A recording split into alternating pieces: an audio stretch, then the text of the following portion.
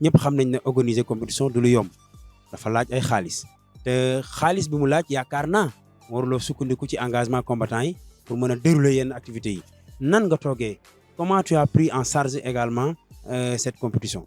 D'accord, bon, là, c'est une excellente question, quoi. Très bien pour ton souci. Pourquoi? Parce que moi, comme nous l'avons dit, organiser une compétition de métier, surtout une compétition d'envergure nationale. Déjà, nous avons un budget, ça tourne aux alentours de 5 millions.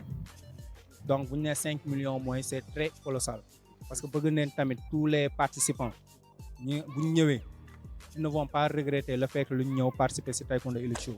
Moi, je des médailles de qualité. Médailles sont en cours de route. Non. Pas pareil, bon, sont en cours de route. On a aussi l'accompagnement, surtout du parrain. Mom soutenir nañu ci côté surtout côté médaille. Kan moo nekk parrain wu événement bi kan nga jaglelee événement Elite Show deuxième édition bi nga xamante ne moom nga war a dëgmal le 12 ak le 13 bii di ñëw kan mooy parrain événement bi. D'accord, le parrain de cette édition c'est Camara Ndiaye. Le maître Mamadou Camara Ndiaye, le directeur technique de l'Union africaine de taekwondo. Mamadou Camara Ndiaye directeur technique bi bu fédération africaine de taekwondo en même temps mooy parrain bi. Donc ban lien moo leen boole dafa bokk ci salle bi wala dafa la neex ci taekwondo wala dafa dëkk parcelle wala lan. Bon moom on a plus lu ñu boole dafa bëri. On a grandi ensemble dans le taekwondo. On a fait toutes les catégories ensemble. Bah pareil, on a été même ensemble à l'équipe universitaire. Donc on a des liens ça dépasse même le sport. Bon, c'est un frère, raison pour laquelle nous sommes comme un service bu muy indil taekwondo bu muy apporter taekwondo, c'est une façon de marcher aussi. dama bëggoon a ñëw ci côté aspect accompagnement bi les autorités locales yi nekk fii ci parcelle est-ce que tàllal nga leen loxo pour ñu ñëw jàpp ci compétition bi. D'accord. Bon, on a eu à rencontrer monsieur le maire Jamil Sané, moi le maire des Parcelles Assainies. Bon, des fois jox nañ ko suñu cahier de charge. Suñu cahier de charge mooy lépp lu ñu soxla ci compétition que ça soit côté logistique côté sur tous les plans boobu. Mais seulement il nous a fait des promesses. Promesses yooyu noonu mooy la mise à disposition du centre Demba Dia. Les ñun jour J foofu noonu lañ bëgg a def toutes les formalités administratives. Il y a aussi l'école unité 8 qui sera mis à notre disposition. Là, ça permettra d'accueillir les athlètes qui viennent des régions. Danañu accompagner tam ci côté logistique mooy ci mel ni yenn matériel logistique yi danañ ci accompagner tam. Au-delà de cet accompagnement est-ce que tey yaa ngi xaar ci moom sa présence très rarement taekwondo di am événement gis ay autorités ñëw fekkee événement boobu noonu surtout les autorités locales est-ce que yaa ngi am yaakaar sa présence ñu mën ko gis ci compétition boobu. Bon loolu noonu tamit c'est une question boo xam ne dañaa sawar peut-être pour tontu ci. Pourquoi? Parce que comme nu ma la ko waxee sànq on a eu à le rencontrer si bañ koy rencontrer tamit nee neen ko tamit soxla neen trop teewaayam ci cérémonie officielle moom nee nañu selon sa disponibilité dana xool mais dans tous les cas il y aura une présence des autorités municipales ci événement bi. kon mën nañ am yaakaar ne dina ñëw donc bu ñu génnee ci autorités locales yi dans le taekwondo que nous faisons est-ce que am na ñoo xamante ne tey ji tàllal nga leen loxo pour ñu ñëw jàpp ci compétition bi. Si, bon, pour dire vraiment, on a attaqué à toutes les portes. Que ce soit les entreprises, que ce soit les bonnes volontés, les mécènes et tout. Il y a aussi Maître Maguette Gueye de Maxi Solution. Moi, tamit, nous accompagné si nous avons ay trophées. Je dirais même les trophées sont déjà disponibles. Donc, c'est une manière de les remercier. Et inciter tamit les autres bonnes volontés pour nous ñëw jàppale ñu. On peut attendre Balla Dieye. Balla Dieye, bon, on l'a contacté aussi, on attend son retour. On espère c'est le secrétaire général de la Fédération africaine. En plus, on a le qui les organisations des Jeux olympiques de la jeunesse. Effectivement. Bon, normalement, on a signé parce qu'on a eu à le contacter, mais on attend son retour. Inch'Allah, par rapport aux participants, est-ce qu'il y a un yakar que le Sénégal dina ñëw participer massivement à la compétition bi? Bon, foofu noonu moom am nañ ci yaakaar ne il y aura une participation massive de tous les combattants. pourquoi une participation massive? Parce que le taekwondo Elite Show, la saison sportive 2025-2026, c'est la compétition phare en début de saison. Et bon, on a convié beaucoup de clubs, même qui sont hors du Sénégal. Et côté communication, c'est ce qu'on a réussir. Pourquoi on a réussir? Partout au Sénégal, dégg nañ taekwondo Elite Show. Il y a aussi les influenceurs. Les influenceurs, moi dans notre milieu du taekwondo, nous savons sont des porteurs de voix, sont des influenceurs.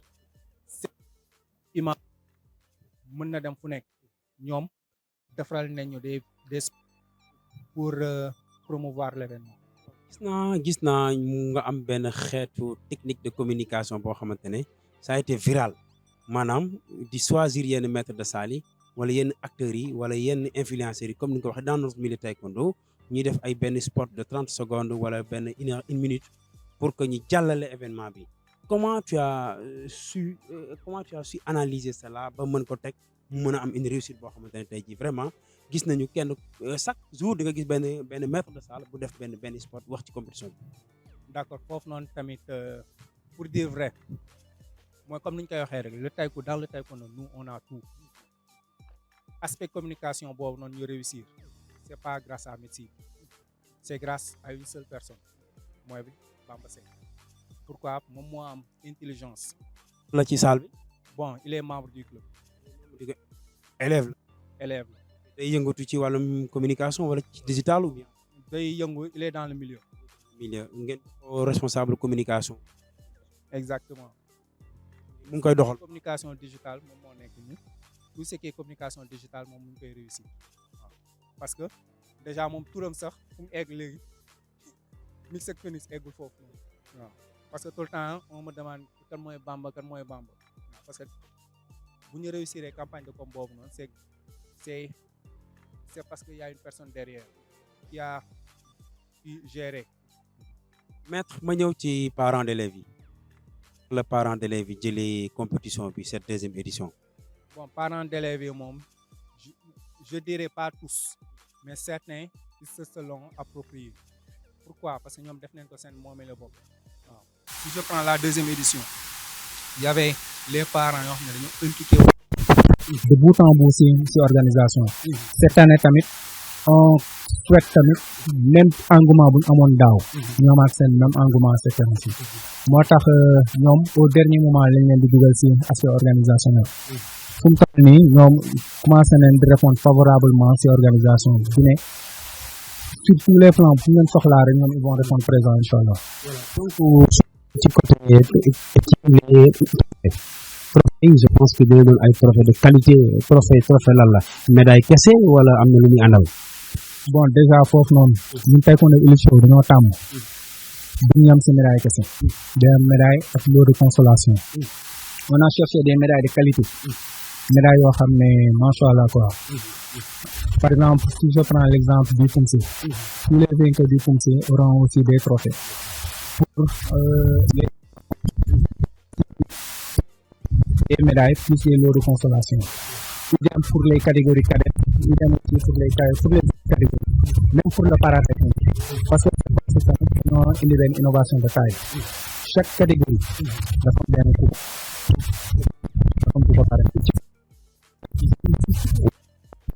Non, c'est pas am na si ñoo xam ne sont des anciens pratiquants du taekwondo. Il y a aussi ñoo xam ne ils sont toujours dans le milieu du taekwondo. Il y a aussi des bonnes volontés, des mécènes et tout. waaw moo tax am nañ yaakaar ne incha allah moom te loolu je peux le confirmer tous les vainqueurs je précise tous les vainqueurs seront totalement statistiques des récompenses incha allah.